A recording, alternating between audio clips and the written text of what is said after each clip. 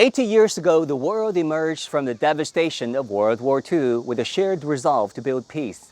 This year marks the 80th anniversary of the victory in the Chinese People's War of Resistance against Japanese aggression and the World Anti-Fascist War, and the founding of the United Nations.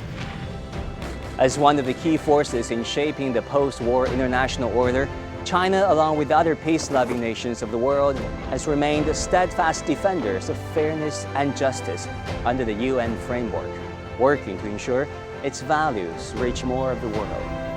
Now looking back, we see China advancing hand-in-hand with the international community towards justice, peace, development, and a shared future. At this critical juncture, we invite you to join us in reflecting on that remarkable journey. In the aftermath of World War II, waves of anti-colonial movements swept across Asia and Africa as former colonies and semi-colonies began their struggle for national independence. Founded in 1949, the People's Republic of China became a strong advocate for these newly independent nations.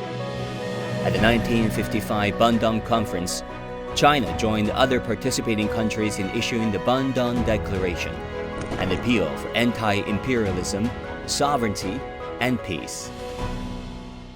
Number one, that they had to stand together if they were able to build a world of peace and development.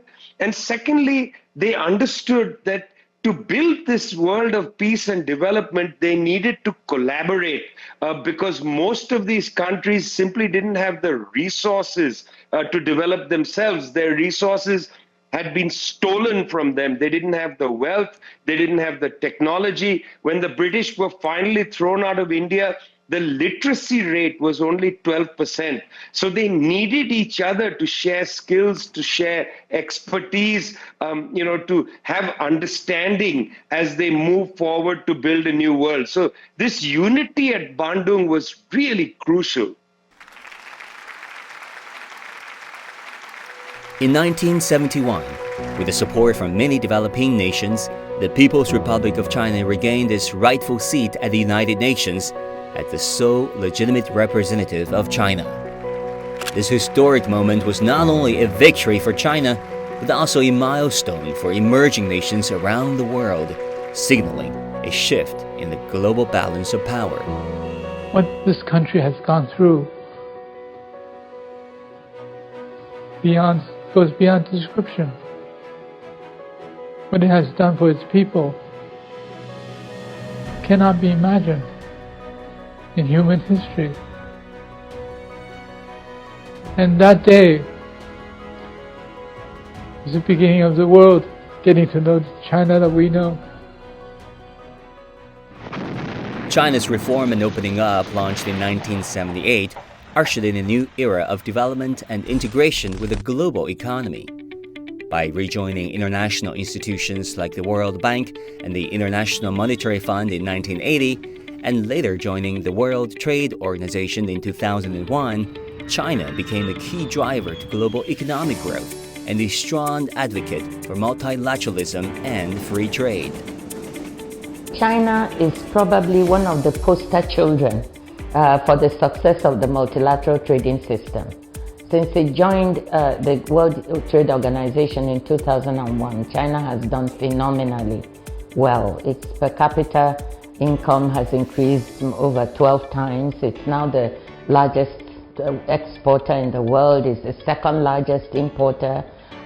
So on all counts, China has done extremely well. And China is a very active member of the international community, very active member of our organization, of the International Monetary Fund. At the IMF, China has been a very engaged member of discussing the right policy choices, monetary policy, fiscal policy, financial sector policy.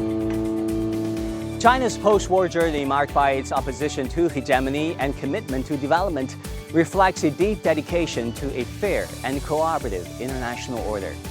Guided by the principles of the UN Charter, China continues to uphold the rights of developing countries and promotes global cooperation, embodying its role as a responsible major power.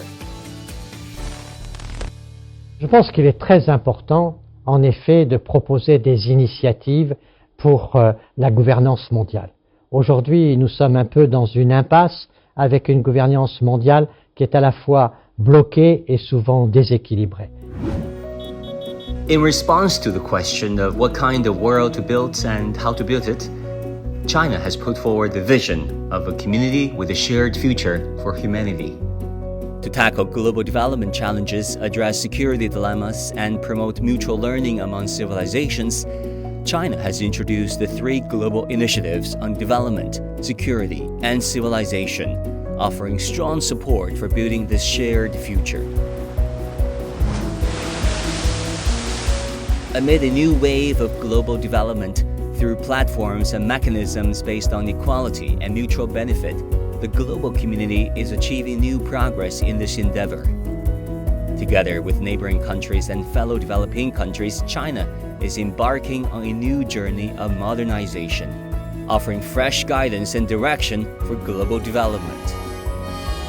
Well, China has been playing a fundamental role in the international discussions. We have, in this conversation, already mentioned several elements from climate to development. I think that the commitment of China on multilateralism is key. The world needs more global coordination and reinforcement of multilateralism.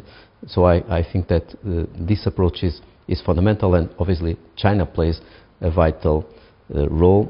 80 years after World War II, the very values once defended through great sacrifices are now facing renewed challenges. History teaches us that lasting peace and progress can only be achieved through dialogue and multilateral cooperations. China says it will continue to stand on the right side of history and advocating for peace, development, and shared prosperity for all.